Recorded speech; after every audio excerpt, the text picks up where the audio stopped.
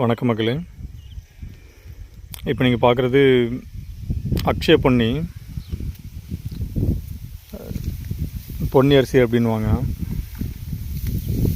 இது என்ன பிராண்டில் வருதுன்னா நவாப் அப்படிங்கிற ஒரு பிராண்டில் வருவாங்க, சேல் ஆகுதுங்க. பாருங்கள் நெல்லுலாம் எப்படி இருக்குது அப்படின்னு.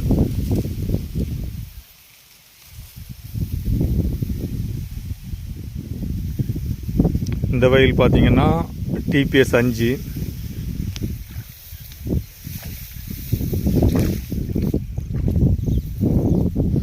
பாருங்கள் இந்த நெல் எப்படி இருக்குது அப்படின்னு. அது இந்த பக்கம் பார்த்தீங்கன்னா கோ 51. பாருங்கள் மக்களே, 3 நெல்லுக்கும் உள்ள வித்தியாசத்தை.